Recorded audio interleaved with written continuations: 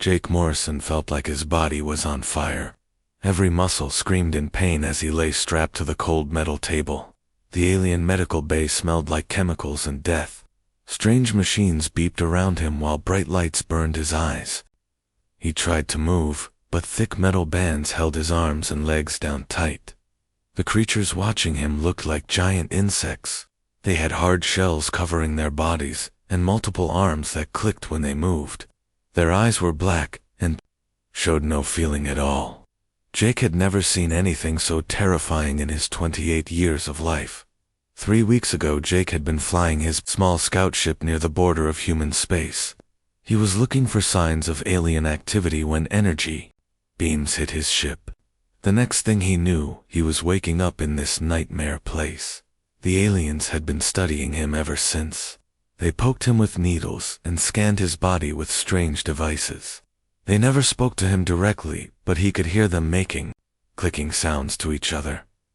The tallest alien stepped closer to the table. Its voice sounded like breaking glass when it spoke in its own language. Jake could not understand the words, but he knew they were talking about him. The creature held a small device that glowed red. It pressed buttons on the device and more. Machines around Jake started humming. Jake felt a sharp pain in his arm. One of the aliens had pushed a needle into his skin. The liquid going into his body felt cold at first, then turned burning hot. His vision became blurry, and his heart started beating very fast. Something terrible was happening to him. The aliens moved back from the table and watched. Jake could see excitement in their black eyes, even though their faces never changed. They were enjoying watching him suffer. His body began shaking without control. The pain was getting worse every second. Through the large window, Jake could see a moon rising in the dark sky. The alien station was floating in space above the rocky surface. Earth was somewhere far away, and Jake knew no one was coming to save him. His ship had been destroyed, and no one knew where he was. The shaking got worse. Jake felt like electricity was running through his body. His teeth chattered so hard he was afraid they would break. Sweat poured down his face even though he felt freezing cold. The aliens kept watching and making notes on their devices. The tallest alien made more clicking sounds. Jake heard what sounded like laughter from the others.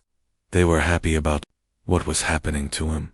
His vision was getting darker, and he could barely think straight. Whatever they had put in his body was killing him slowly. Jake tried to remember his training from the military. He had been taught to resist torture and stay strong. But this was different from anything they had prepared him for. This was not just pain. This was his body destroying itself from the inside. He could feel his organs starting to fail. More aliens entered the room. They wore different colored shells, which seemed to mean they had different jobs. One of them carried a large scanning device. It pointed the machine at Jake and bright light covered his body. Numbers and symbols appeared on a screen. The aliens made excited clicking sounds as they looked at the results. Jake realized they were not trying to get information from him. They were studying how humans died. He was their test subject, and they wanted to see exactly what would happen when they used their weapon on his people. The thought made him angry even through all the pain. His heart was beating so fast it felt like it might explode. His breathing became very difficult. Every breath was a struggle, and he could taste blood in his mouth. The aliens kept taking measurements and seemed very pleased with what they were seeing. Through the fog in his mind, Jake remembered his family back on Earth. His sister Amy worked as a teacher in New York. His parents lived on a farm in Kansas where he had grown up. They would never know what happened to him. They would wait for him to come home, but he never would. The alien with the red device looked at a clock on the wall. It made clicking sounds to the others and pointed at the window where the moon was getting higher in the sky. Jake understood. They were talking about time.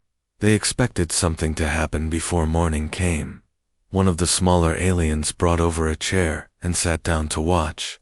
Others gathered around with their recording devices ready. They were preparing for a show. Jake was going to die, and they wanted to watch every second of it. The pain reached a new level. that Jake did not think was possible. His whole body felt like it was being torn apart. He could not control the sounds coming from his throat. Everything was becoming dark around the edges of his vision. He knew he was dying, but somewhere deep inside, Jake felt something else growing. It was not pain or fear. It was anger. These creatures had captured him and were torturing him to learn how to kill more humans. They thought he was weak because he was different from them. They were wrong about that. The tallest alien looked at its time device again. It made a sound that Jake somehow understood meant satisfaction. The creature believed Jake would be dead before the sun came up over the moon. It had no idea what humans were really capable of when pushed to the edge of death. Jake used his last bit of strength to whisper words he knew the aliens could not understand, but that gave him hope. Through cracked and bloody lips he said what he truly believed. Humans were stronger than these creatures knew. They were about to learn that the hard way. The first light from the rising sun touched the window of the alien medical bay. Jake Morrison should have been dead by now. The creatures had been so sure of it. They had made their clicking sounds of satisfaction and prepared their final measurements. But something impossible was happening instead. The violent shaking that had torn through Jake's body for hours began to slow down. His heart rate, which had been racing like a machine about to break, started to find a steady rhythm.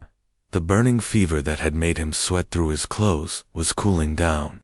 The machines around him showed numbers that made the alien step back in surprise. The tallest alien grabbed its scanning device and pointed it at Jake again. The readings made no sense. According to their instruments, Jake's body was not just fighting off the poison they had given him. It was using the poison to make itself stronger. This had never happened before with any creature they had tested. Jake could feel the change happening inside him. The terrible pain was fading away like a bad dream. In its place came a feeling of power he had never experienced. His mind felt clearer than it ever had. His senses were becoming sharper with each passing minute. He could hear sounds that had been too quiet before. He could see details in the room that he had missed earlier. The aliens were making frantic clicking sounds to each other. They seemed confused and worried. Their perfect weapon was supposed to kill any living thing within hours. No species in the galaxy had ever survived what they called the Crimson Plague. Yet here was a human not only living through it, but getting stronger because of it. More aliens rushed into the room, carrying different types of equipment. They scanned Jake from every angle trying to understand what was happening. One of them brought a device that looked like it could see inside his body. The images it showed made all the aliens go silent. Jake's cells were changing in ways that should have been impossible. His DNA was rewriting itself at a speed that defied everything. The aliens knew about biology. The plague that was designed to destroy human nervous systems was instead making them work better than before. His brain was forming new connections faster than their machines could track. As the hours passed, Jake began to understand something amazing. His body was doing what human bodies had always done throughout history. When faced with a deadly threat, it was adapting to survive. But this time the process was happening much faster than normal. The alien weapon had accidentally triggered an evolution that would normally take thousands of years. The alien with the red device kept checking its readings and shaking its insect-like head. It called over the others, and they had what looked like an argument. Some of them wanted to give Jake more poison to finish the job. Others wanted to study what was happening, to learn from it. The tallest one seemed to want both. Jake found he could understand some of their clicking sounds now. His enhanced brain was picking up patterns in their language that he had missed before. They were calling him impossible. They were saying his species was supposed to be primitive and weak. They could not believe what they were seeing. By the middle of the day, Jake was sitting up on the examination table. The straps that had held him down were no longer needed. He was not trying to escape, because he wanted to learn more about these creatures. His new abilities were giving him insights into their technology that amazed him. The machines connected to his body were not just monitoring him anymore. Somehow his enhanced nervous system was connecting to them directly. He could feel the flow of information through their computers. He was beginning to understand how their systems worked, just by being attached to them. The aliens noticed his improved condition and brought in more powerful scanning equipment. They wanted to see exactly what changes had occurred in his body. What they discovered frightened them more than anything they had encountered in centuries of conquest. Jake Morrison was no longer entirely human. The Crimson Plague had unlocked genetic potential that had been sleeping in human DNA since the beginning of their species. His immune system had not just defeated their bioweapon, it had turned the weapon into a key that opened doors to abilities humans never knew they possessed. His eyesight could now see light frequencies that were invisible to normal humans. His hearing picked up sound waves that most creatures could not detect. His brain processed information at speeds that rivaled their most advanced computers. Most importantly, his nervous system could interface directly with electronic systems. Through bioelectric fields his body now generated. The aliens realized they had made a terrible mistake. They had assumed humans were just another primitive species that could be easily conquered. They had never encountered a race capable of rapid evolutionary adaptation. Every previous species they had tested simply died when exposed to the Crimson Plague. Jake used his new understanding of their language to listen to their conversations. What he learned filled him with horror and determination. These creatures were not just researchers. They were scouts for a massive invasion force. They had been studying him to find the best ways to kill humans when their fleet arrived. The invasion was planned to begin in just 3 days. Hundreds of their ships were already moving toward human colonies. They intended to use the Crimson Plague to wipe out entire populations before humans could fight back. They had done this to dozens of other species across the galaxy, but now they had a problem. If one human could survive and adapt to their ultimate weapon, then others might be able to do the same. Jake represented a threat to their entire plan of conquest. They could not let news of his survival reach other humans. As the alien sun began to set outside the window, Jake knew what he had to do. His transformation had given him abilities he was still discovering. His connection to their computer systems was growing stronger every hour. He could feel data flowing through their networks like water through pipes. Somewhere in this station was a communication system that could send messages across the galaxy in seconds. If he could reach it, he might be able to warn Earth about the coming invasion. He might be able to send them information about the plague and how his body had learned to fight it. The aliens were planning to keep him alive for more testing. They wanted to understand exactly how his adaptation had worked so they could design a better weapon. They had no idea that every hour they kept him connected to their systems made him more dangerous to their plans. Jake looked directly at the tallest alien and smiled. For the first time since his capture, he felt hope. These creatures thought they had found the perfect way to destroy humanity. Instead, they had given one human the keys to their own technology and the power to save his entire species. News of Jake Morrison's impossible recovery spread through the alien research station like wildfire. Commander Thexrael stormed into the medical bay with heavy footsteps that shook the metal floor. The large alien war armor covered in battle scars and carried weapons that had destroyed countless worlds. His anger filled the room like a dangerous storm. The commander's voice was deeper and more frightening than the scientists Jake had been dealing with. He demanded answers from Dr. Velter about how a primitive human had survived their most deadly bioweapon. The clicking sounds between them became harsh and rapid as they argued about what had gone wrong. Jake sat quietly on the examination table and listened to every word. His enhanced hearing could pick up conversations happening in other parts of the station. His improved brain was learning their language faster than any computer could translate it. The aliens had no idea how much he now understood about their plans and their fears. Dr. Veltar tried to explain what his scans had shown. Jake's DNA was rewriting itself in ways that should have been impossible for any carbon-based life form. The Crimson Plague had been designed to attack the specific genetic markers that made humans weak compared to other species. Instead, it had activated dormant genetic codes that made humans incredibly adaptable. The commander was not interested in scientific explanations. He wanted to know if their invasion plan was still safe. Could other humans do what this one had done? Was their bioweapon now useless against the entire human race?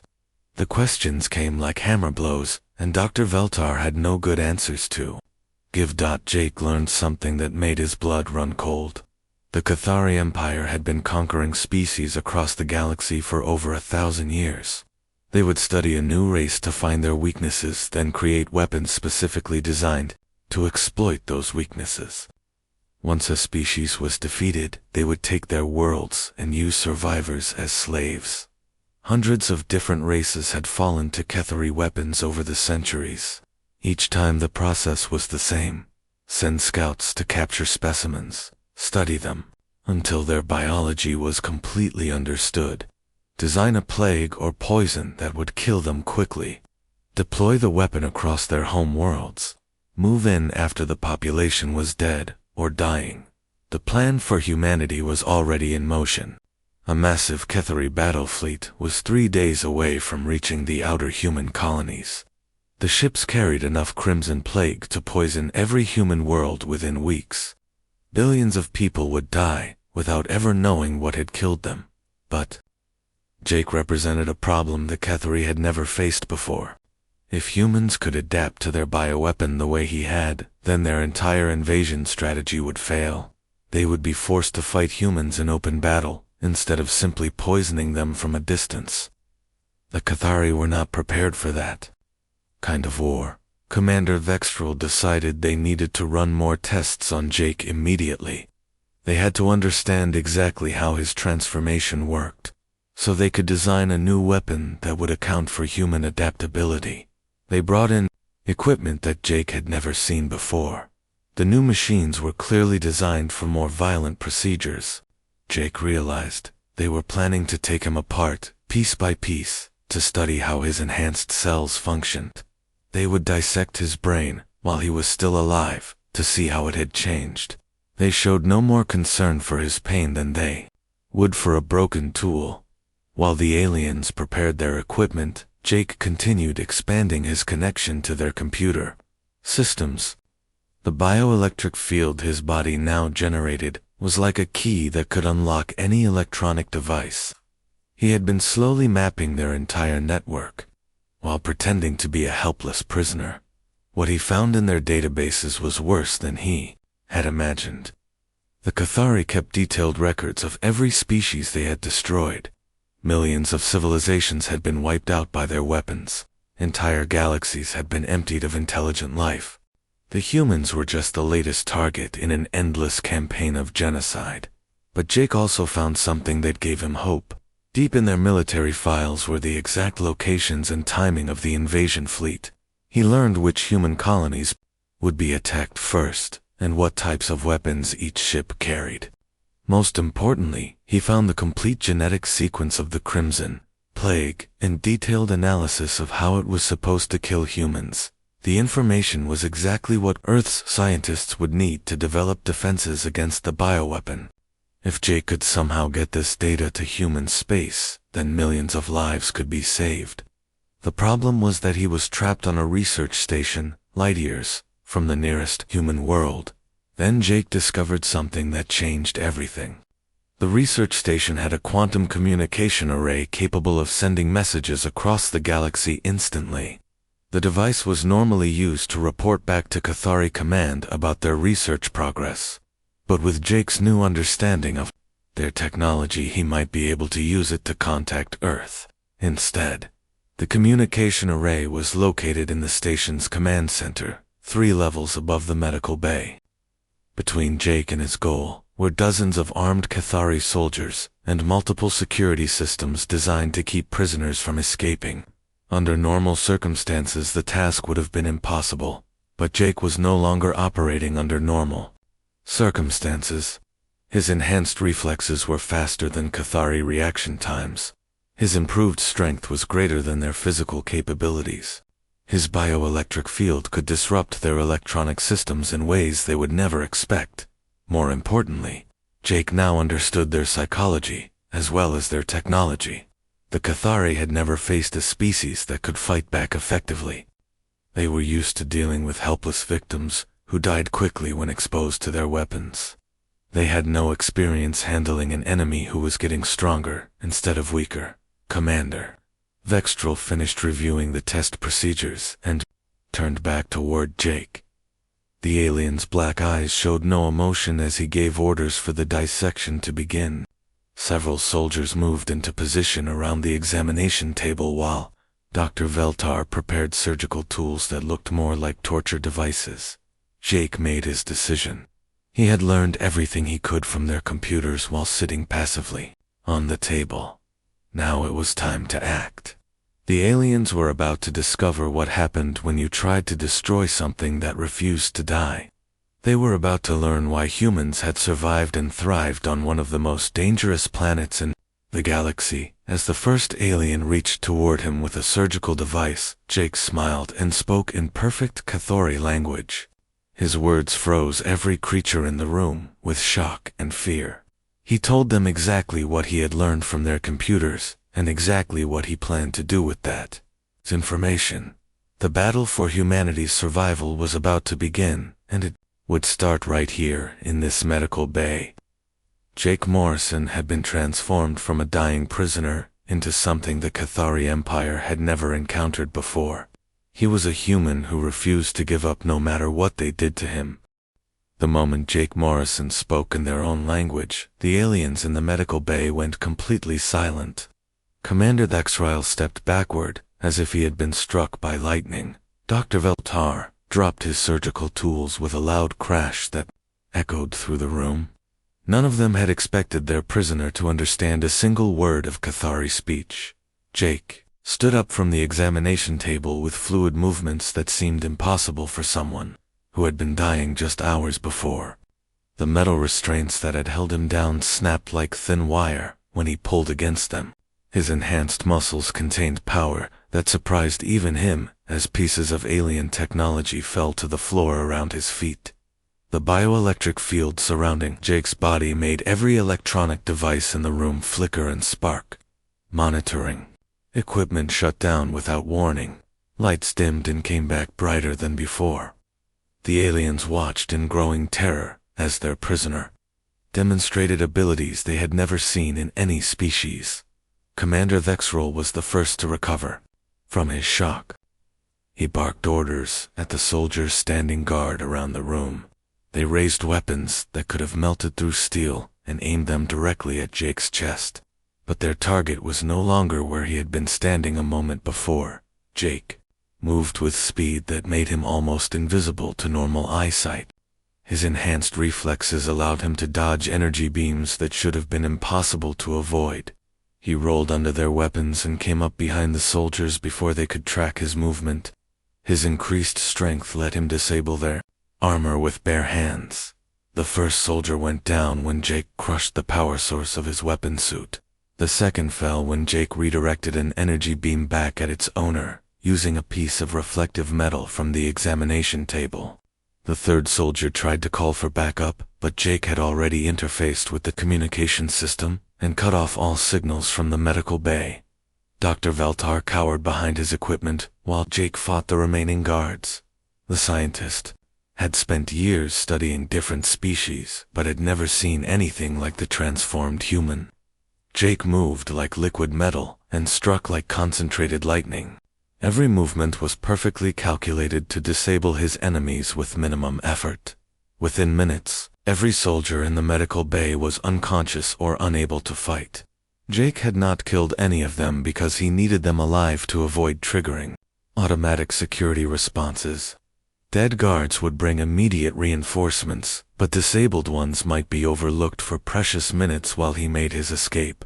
Commander Vextrel drew his personal weapon and pointed it at Jake with hands that shook slightly. The alien had conquered dozens of worlds and destroyed entire civilizations, but had never faced an enemy, who adapted and grew stronger during battle. Jake's smile showed teeth that seemed brighter and sharper than normal human teeth. Jake reached out with his bioelectric field and interfaced directly with the commander's weapon. The advanced energy rifle began to disassemble itself from the inside as Jake's enhanced understanding of Cathari technology let him reverse its construction process. Parts fell to the floor one by one, until only empty metal remained in the aliens. Grip. The commander tried to activate emergency alarms, but Jake was already connected to every system in the medical bay. Security cameras showed empty corridors where Jake wanted them to. Motion sensors reported no unusual activity. Computer logs recorded normal research procedures continuing without interruption. Jake grabbed Dr. Veltar by his chitinous arm and spoke in Cathari language that was now perfect and fluent. He told the scientist exactly what he needed to reach, the communication array 3 levels above them. He explained in detail what would happen to every alien on the station if they tried to stop him from sending his message to Earth. The terrified scientists provided access codes and route maps without hesitation. Jake absorbed the information instantly through his enhanced memory and cross-referenced it with data he had already stolen from their computer networks.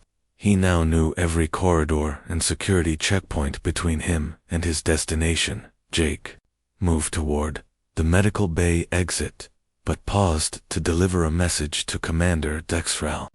He told the alien that humans were not the primitive species the Cathari believed them to be. He explained that every attempt to destroy humanity only made them stronger and more determined to survive. He promised that the invasion fleet would face enemies unlike anything they had encountered before. The corridor outside the medical bay was filled with standard Cathari security systems.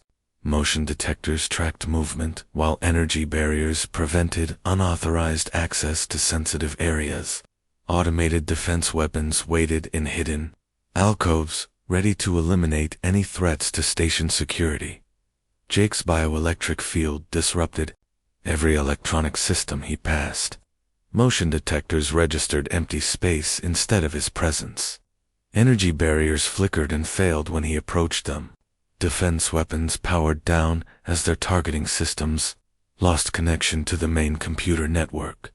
His enhanced hearing picked up conversations throughout the station as word of his escape began to spread. Security teams were mobilizing, but they had no idea where he was or what he was capable of doing. Their scanners could not detect him because his transformed biology no longer matched their database of human characteristics. The elevator to the upper levels required special authorization that Jake did not possess. Instead, he used his increased strength to climb through maintenance shafts that connected different parts of the station. His improved coordination let him move through spaces designed for Cathari body shapes without making any noise. On the second level, Jake encountered a patrol of 6 soldiers armed with the latest Cathari weapons. They were searching for him systematically and had sealed off all normal escape routes. Jake waited in the shadows until they passed beneath. His position then dropped down among them like a falling star. The battle was over before the aliens could react. Jake's enhanced speed let him disable their weapons while his bioelectric field overloaded their armor systems. He left them unconscious but alive in a storage closet where they would not be found for hours. The communication array was protected by the station's most advanced security measures. Energy shields surrounded the entrance, while automated systems scanned for unauthorized DNA signatures.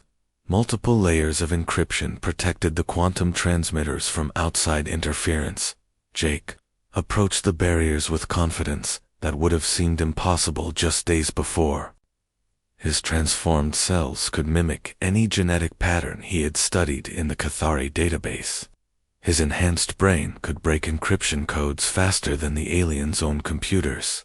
His bioelectric field could override any electronic lock. The security systems recognized him as Commander Vextral and granted full access to the communication array. Jake entered the heavily protected chamber, where machines capable of instantly transmitting messages across the galaxy hummed with barely contained energy. He connected directly to the quantum transmitters through his bioelectric field and began uploading everything he had learned about the Cathari invasion plan. The complete genetic sequence of the Crimson Plague flowed through subspace toward Earth, along with detailed information about Cathari technology and military capabilities. Alarms finally began sounding throughout the station as the aliens realized what Jake was doing. Security Chief Kexalon led assault teams toward the communications center, while Commander Thexral activated the station's ultimate defense protocol. Jake felt the building vibration that meant the station's self-destruct sequence had been initiated. The aliens were willing to destroy their own research facility rather than let him complete his transmission to Earth. They knew that human knowledge of their plans would doom the invasion before it could begin. But Jake's message was already traveling through quantum space at speeds that exceeded light itself. Earth would receive his warning with enough time to prepare defenses against the bioweapon. Human scientists would have the data they needed to help their species adapt the way Jake had adapted. As Cathari soldiers blasted through the communication center doors, Jake smiled and prepared for the final phase of his mission.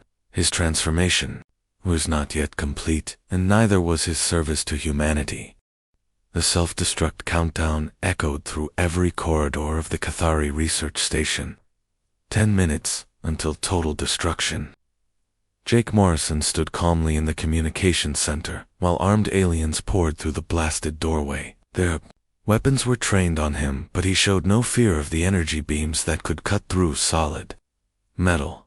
Commander Thexral entered behind his soldiers, with rage burning in his black eyes. The alien commander had never lost a prisoner before, and certainly never had one steal the most sensitive military secrets in the galaxy. His voice shook with fury as he demanded that Jake surrender immediately. Jake looked at the countdown timer, and then back at the commander with a smile that confused every alien in the room. Instead of trying to escape or fight his way to safety, Jake did something that horrified the Cathari more than any weapon could have. He embraced the coming destruction and welcomed it like an old friend. The aliens could not understand why their prisoner was not afraid of dying. They had studied dozens of species, and all of them showed terror when faced with death.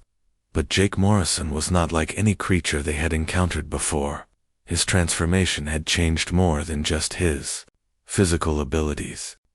It had changed his entire understanding of what it meant to be human. Jake spoke to Commander Thexral in perfect Cathari language and explained exactly why he was not trying to escape. His enhanced cells contained genetic information that would be scattered across space when the station exploded. Those cells would eventually reach human worlds as cosmic dust and meteor fragments. When they did, they would carry the key to helping other humans survive the Crimson Plague. The commander realized with growing horror what Jake was telling him. The human had turned himself into a living weapon designed to spread evolutionary enhancement to his entire species.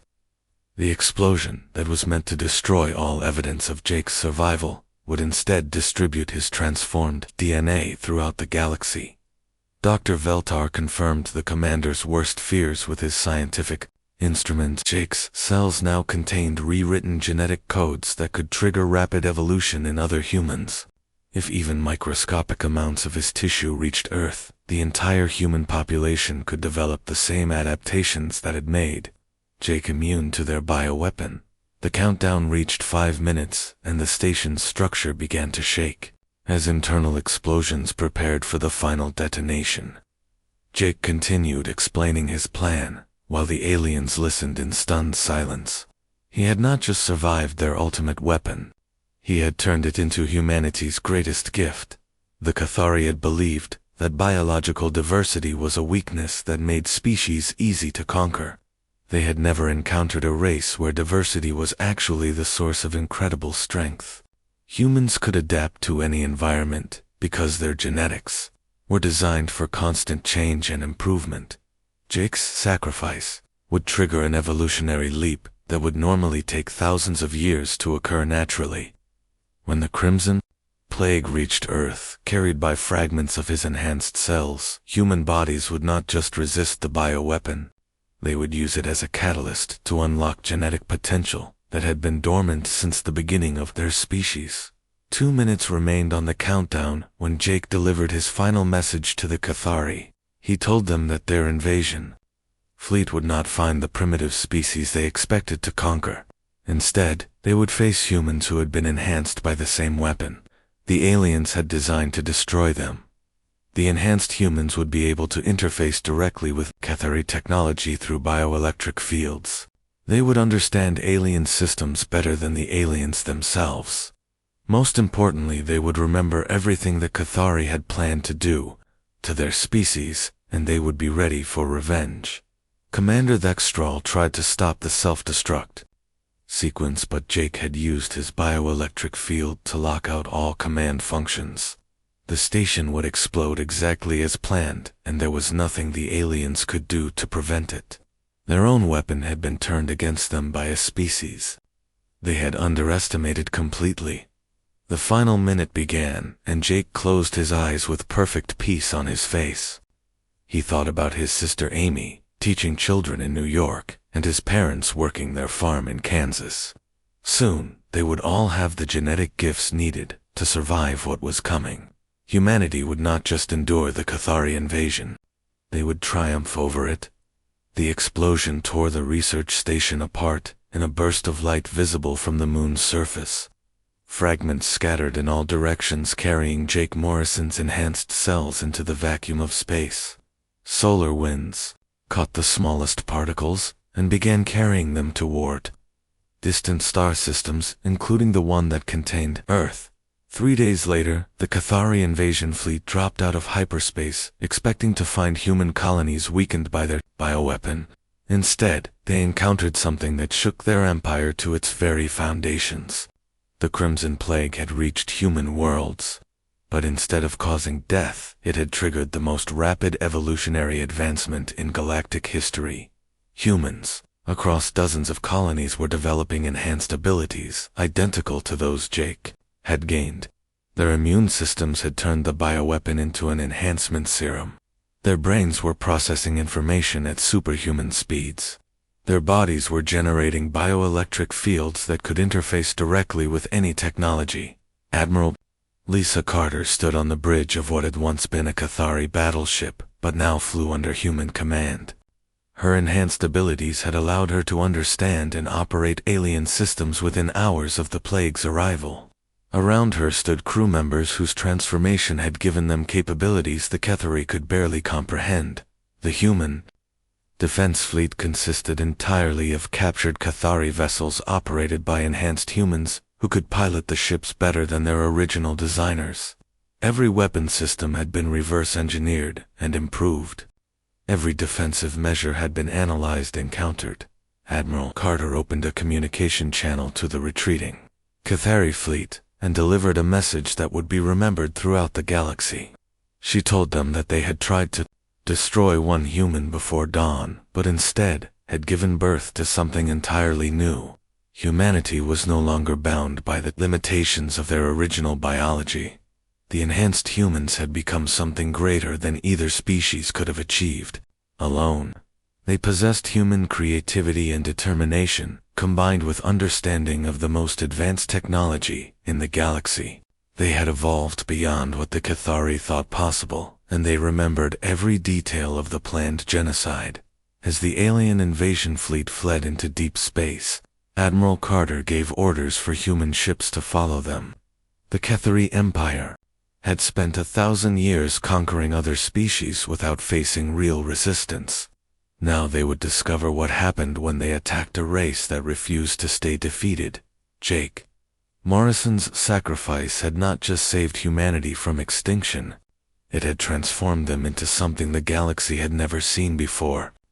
The species that had once struggled to survive on a single dangerous planet was now ready to take their place among the stars as protectors of all the civilizations the Cathari had destroyed.